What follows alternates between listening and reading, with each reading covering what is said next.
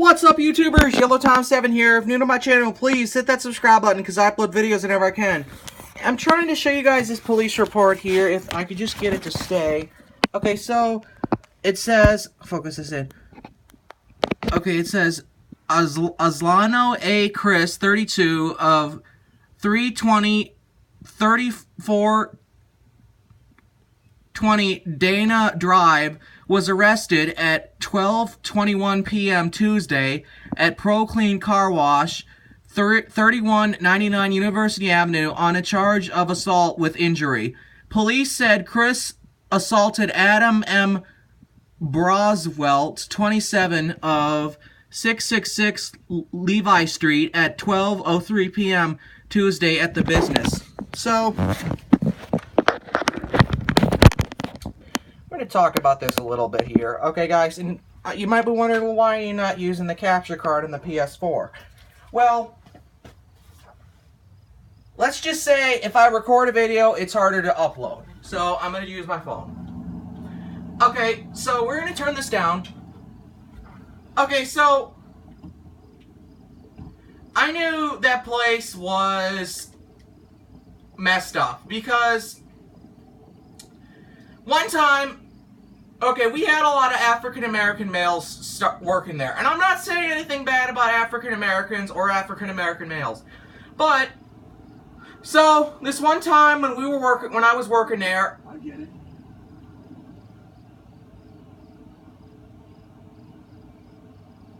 okay then. So this one time when I was working there, I went to go in the break room to eat lunch, and what sucked about that place is sometimes we wouldn't even get lunches. And I get yelled at because I want a break when it's fucking like, how many, like 89 degrees outside, or and like 5%, like whatever from the sun. And I want a break, so I just go in the break room and take a break, and I get yelled at, and I'm just like, whatever, I ain't gonna overheat and pass out. And this one time, and we were all irritable there because it was hot, and we were like pressed for time, and we were like, do this, do that, like a normal job is. But it's not outside and stuff. That's what makes that job hard. If you don't have money, you can't get good cold water. They had a drinking fountain, but it didn't always work. And so anyway, back to the whole story thing.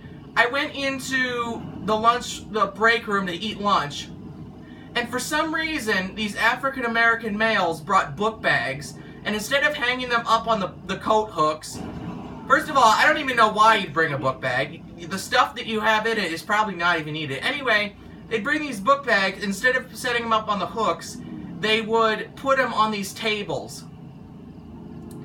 And this one time, the break room was, like, everyone was eating lunch from every, like, department, detail, and front of the line, back of the line, etc. So I went in there, I took my 30-minute lunch break, so half an hour, and it took me 10 minutes to decide where to sit because there were people had their book bags on the tables, and all the spots were taken. So I just thought, okay, I'll just pick one of the book bags up and gently set it on the floor. So I set the book bag on the floor. This one guy, about, I'm going to say half my height, I don't know how tall I am, probably like 5 foot something, about half my height, well maybe, not quite half my height, maybe a little bit shorter than me, so maybe up to my shoulders. And I have a hard time understanding African Americans, some of them, because they talk kind of weird, no offense.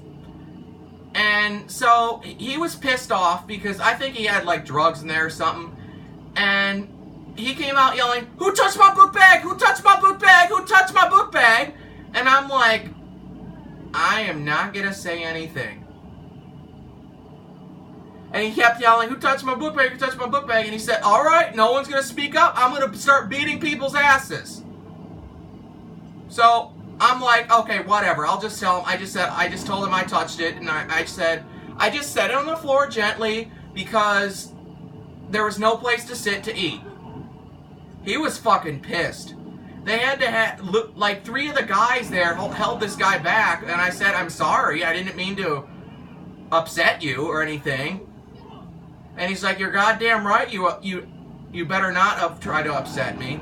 And I'm like, I'm thinking in my head, damn, dude, what do you have in there? Weed? Chill out.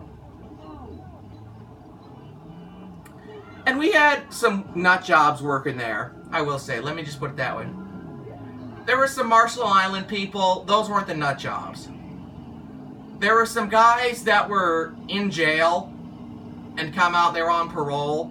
And they would tell, like, they'd say to, like, Louis, I need to go back to jail. I need to go back to jail or something. And, like, it's like they were... Yeah, that one guy that said that, he wasn't there for that long. And then there was this one time, there's this real good buddy of mine. He was a nice guy. I don't know why. He, for some reason, would always bring his own toilet paper. And so, we're going to hit this biker. So this one time, he,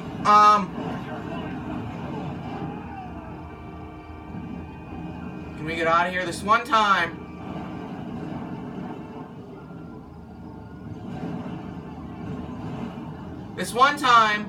I was in, lost my train of thought. So this one time, we were all working there, and it was getting around 5:30 or so, getting ready to close around, like, for 6 o'clock.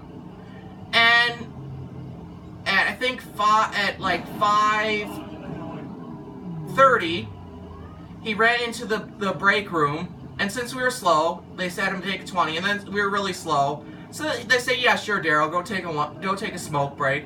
And I didn't smoke. A lot of them guys there smoked and stuff. Some of them chewed tobacco. And anyway, he went around back to smoke.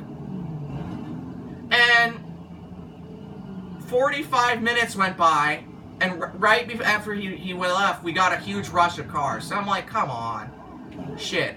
And then, so after we got this huge rush of cars, so we started getting concerned, thinking, okay, where's Daryl at? Where's Daryl at? Well, after about the 45 minutes, 5 more minutes went by, 2 cops showed up. They each had their own cop car. And then they went in, and I'm like, okay, what? Did they want their car washed? Because sometimes, like, the cops would come through and get their car washed and stuff. And so I went over, I'm like, what the hell, Tyler? Because there's this kid that I worked with in Thai Lunch, very nice guy. I have him on PS4 here. And so I said to him, what the hell's going on, you think? And he's like, oh, probably one of these nut jobs, like, probably committed a crime or something. Okay, so Louis went home. Assistant manager Connor was there, nice guy. And Connor came out and said, have any of you guys seen Daryl? And we had our supervisor, this guy that would just go in our section and supervise us, make sure we weren't doing crap wrong. Anyway, the supervisor said, yeah, like 45 minutes ago he went out back to take a smoke break when we were slow, and he hasn't come back since. So we figured, hey, he went to go take a smoke break, and he heard the cop sirens, and he just booked it, basically. Never saw him again. To this day, I do not know what happened to Daryl. Kind of, he's bald like Vin Diesel, but an African American dude. So I don't know what happened to him.